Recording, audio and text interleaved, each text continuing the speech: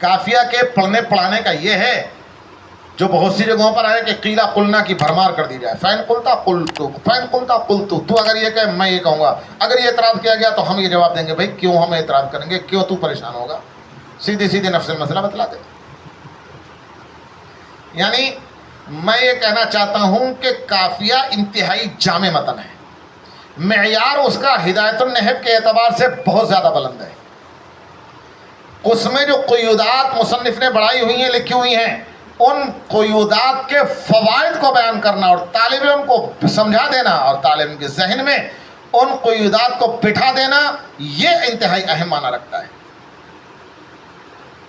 اس متن کی تشریح کرنے میں کوئی کسر نہ چھوڑی جائے، فوائد قیود کھول کھول کر کے بیان کیے جائیں. اشارات میں جن قواعد کی طرف اشارہ کرتے ہیں وہ تو ان قواعد کو کلیے کے طور پر طالب علم کے ذہن میں اچھی طریقے سے بیٹھا دیا جائے. مثلا غیر منصرف کے بیان میں ایک جگہ عبارت آتی ہے وَنَحْوُ جَوَارٍ كَقَادٍ رَفْعًا وَجَرًّا، وَنَحْوُ جَوَارٍ رَفْعًا وَجَرًّا كَقَادٍ. جوارن جیسے الفاظ رفع و جر کی حالت میں قادن کی طرح ہیں. جوارن جیسے الفاظ سے کیا مراد ہے؟ ایک باضابطہ کلیہ ہے کہ ایسا ایسا اسم ہو تو وہ قادن کی طرح ہوگا رفع و جر میں. مجھے اس وقت کافیہ پڑھانی مقصود نہیں ہے، میں تو کافیہ کے طرز تدریس اور طریقہ تدریس پر گفتگو کر رہا ہوں.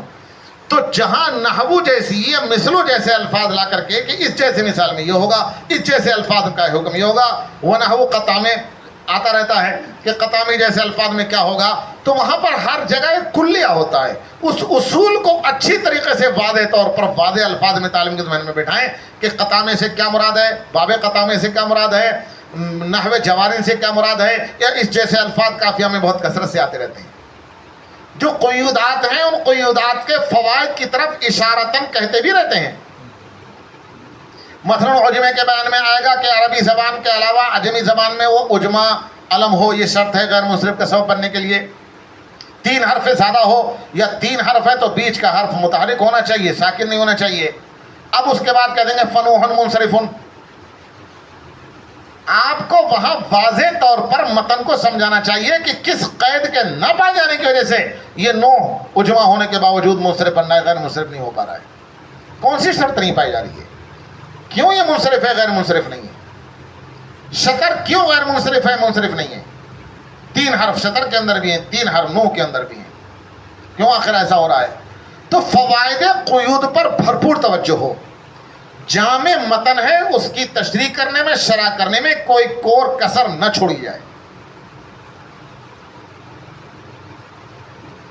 اور تحقیق کے ساتھ کافیہ کے اندر جو مسائل ہیں معیار کی بلندی کے ساتھ، اسی معیار کی بلندی کے ساتھ اس کو پڑھایا جانا چاہیے، ہدایت النحو کے معیار سے اوپر اٹھ کر کے.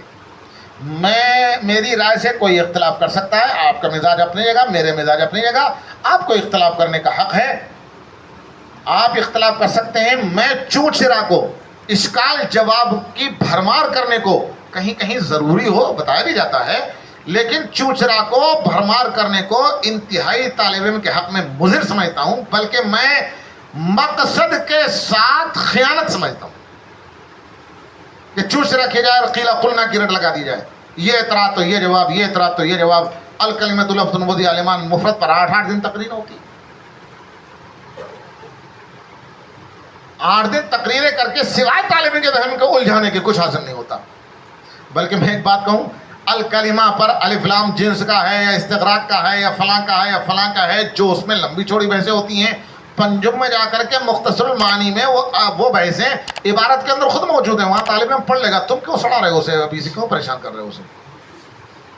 وہاں کتاب میں سامنے موجود ہوں گی، عبارتوں میں موجود ہوں گی، تفصیل کے ساتھ موجود ہوں گی، تو وہ خود پڑھ لے گا. جہاں الف لام تعریف کے ذریعے سے معرفہ بنانے کو مسند لے کر معرفہ بنانے کا بیان آتا ہے، وہاں الف لام جنس کا بھی آئے گا، وہاں استغراق کا بھی آئے گا، عید خارجی بھی آئے گا، عید ذہنی بھی آئے گا، سب کچھ آتا ہے تفصیل کے ساتھ. 8 دن کیوں پریشان کیا جاتا ہے الکلمۃ لفظ وضع عالمان مفرد پر کہ یہ ہوگا تو یہ ہوگا تو یہ ہوگا تو یہ ہوگا؟ وہ پہلے ہی 8 دن میں سمجھ جاتا ہے کہ یہ کتاب ہمارے ذہنی ساخت سے اوپر کی ہے، اور یہ تو ذہن کے اوپر سے نکلنے والی ہے، ہمیں تو بس بیٹھ کر کے سنتے رہنا ہے. کسی کو نیند نکالنا ہے، نیند نکال لیتا ہے.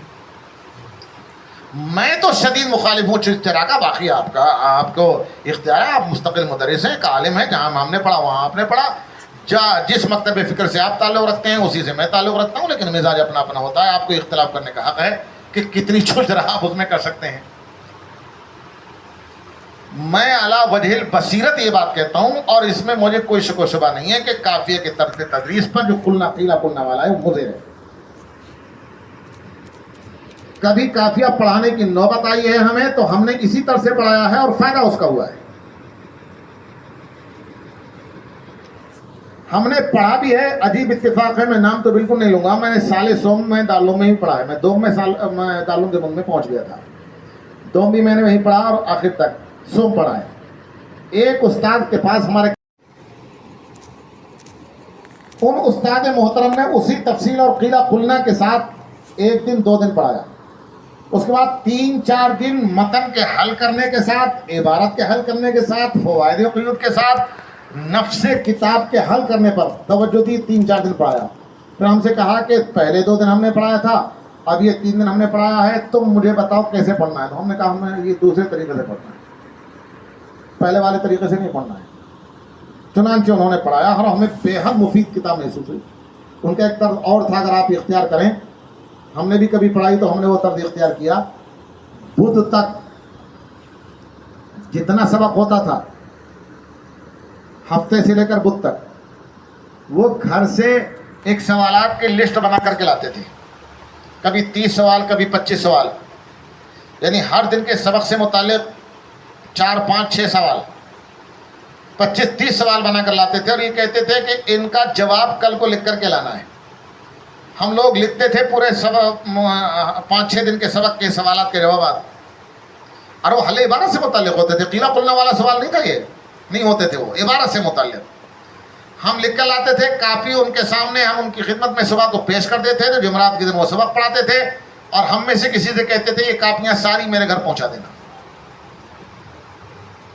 جمعے کے دن وہ ساری کاپیاں دیکھتے تھے، اور ہفتے کے دن مکلف رہتا تھا کوئی طالب علم کے صبح کو لے کر کے آنا ہے، میرے گھنٹے سے پہلے، ان کا تیسرا گھنٹہ تھا، تو ہم لاتے تھے، جس کی نشاندہی کرنی ہوتی تھی کہ تم نے اس مسئلے کو صحیح سے نہیں لکھا ہے، غلط سمجھا ہے، یا لکھنے تعبیر میں غلطی ہوئی ہے اور میں نے اس کی اصلاح کر دی، اسے دیکھ لو، کچھ پوچھنا ہو تو پوچھ لو۔ یہ ان کا طرز رہا، بہت بہت مفید۔ اگر ہم بھی ایسا کریں کہ سوال سبق سے متعلق تو سوالات طلباء کو لکھوا دیا کریں اور وہ ان کے جوابات لکھیں، تو اس کا ڈبل فائدہ ہوتا ہے۔ ایک تو پرچہ لکھنے کا امتحان میں سلیقہ بھی آ جاتا ہے کہ کیسے ہمیں جواب لکھنا ہے، اور دوسری کتاب بھی یاد ہو جاتی ہے۔ میں کچھ کتابوں کی نشاندہی کے بارے میں عرض کرنا چاہوں گا، وہ یہ کہ غایت التحقیق ہے، تحریر سمبٹ ہے، میں تو طلباء کے سامنے ہنسنے کے لیے کبھی کہہ دیتا ہوں تحریر چوپٹ۔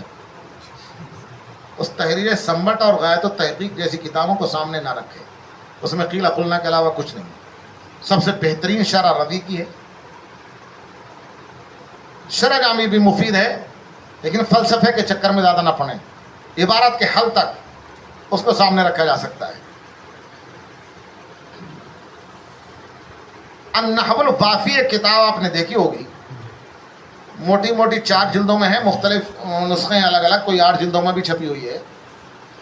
النحو الوافی میں کافیہ میں جو مسائل مختصر طریقے سے پیش کیے گئے ہیں، النحو الوافی میں پوری تفصیل کے ساتھ، امثلہ کی کثرت کے ساتھ، مثالوں کی کثرت کے ساتھ، اور ان پر تطبیق اور اجرا کے ساتھ بہت عمدہ طریقے سے بیان کیا گیا ہے۔